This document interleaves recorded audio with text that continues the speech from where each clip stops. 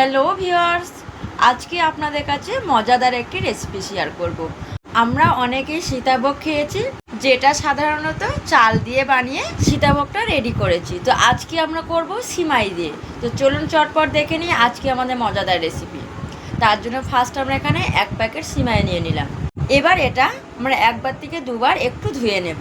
ধুয়ে নেওয়ার পর কড়াইয়ের মধ্যে গরম জল করে এর মধ্যে আমরা দিয়ে দিলাম সিমাই, কারণ সিমাইটা ফার্স্ট আমাদের সিদ্ধ করে নিতে হবে। সীতাভোগের উপরে যে মিষ্টিগুলো আছে সেটা কিন্তু বাড়িতে রেডি করা। তো মিষ্টি রেসিপি আমরা 2 দিন বাদ আপনাদের কাছে শেয়ার করব। তো এটা মানে হাত দিয়ে চিপে দেখতে হবে এটা সিদ্ধ হয়ে গেছে কি। তো এটা বেশ খানিকক্ষণ ফুটিয়ে নেওয়ার পর আমরা হাত দিয়ে দেখলাম এটা সিদ্ধ হয়ে গেছে। এবার এর জলটা আমরা ঝরিয়ে নেব ঝাঁঝরিতে দিয়ে।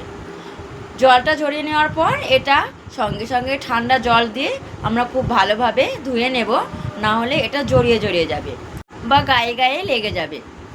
তো ঠান্ডা জল উপর দিয়ে দিয়ে দিলাম। এবার এটা পুরো ছাড়া ছাড়া হয়ে যাবে এবং ঝরঝরে হবে, কারণ এটা গরম জলের মধ্যে রাখলে ওটা গায়ে গায়ে মানে দলা পাকিয়ে যাবে। আর ঠান্ডা জল দিয়ে দিলাম উপর দিয়ে, এটা পুরো ঝরঝরে হয়ে যাবে। এরপর আমরা ফ্রাই প্যানের মধ্যে নিয়ে নিলাম 3 থেকে 4 চামচ মতো ঘি। এর মধ্যে দিয়ে দিলাম গরম মশলা, দারচিনি আর এলাচ দিয়ে এটা একটু লাল করে নেব ঘিয়ের মধ্যে।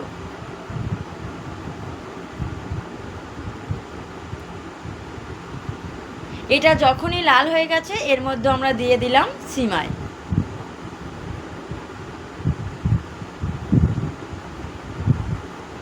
দিয়ে খুব হালকা হাতে এটা আমাদের এপিট ওপিট এইভাবেই এর মধ্যে রেডি করে নিতে হবে। ঘিয়ের সঙ্গে একটু ভেজে নিতে হবে। গ্যাসের জালটা অবশ্যই একটু আস্তে দিয়ে রেসিপিটি আমরা রেডি করে নেব। মায়ের যে জলটা ছিল সেটা মেরে নেওয়ার পর এর মধ্যে আমরা দিয়ে দিলাম পরিমাণ মতো চিনি।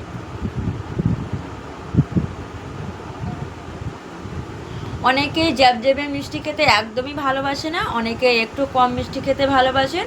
তো আপনারা যে যেমন মিষ্টি খাবেন সে তেমন পরিমাণ মতো মিষ্টি দেখে চিনি ব্যবহার করবেন। তো আমরা চিনিটা দিয়ে দিলাম। এতে কোনো রকম এক্সট্রা জল যাবে না, কারণ এটা সিদ্ধ করে নিয়েছি। আর এই চিনি দেওয়ার পর এর থেকে একটু জল বার হবে। এই জলটা আমরা মেরে নেব এইভাবে নাড়িয়ে চাড়িয়ে। এটা খুব কম সময়ের মধ্যে এবং দারুণ খেতে, আপনারা বাড়িতে অবশ্যই ট্রাই করতে পারেন।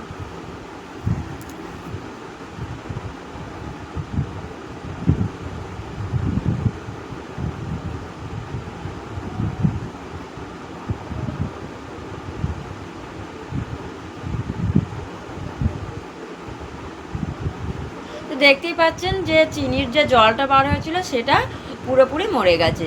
এবার এইভাবে একটু নাড়িয়ে চাড়িয়ে নিয়ে আমরা রেসিপিটি নামিয়ে নেব এবং আমাদের রেসিপিটি রেডি হয়ে যাবে।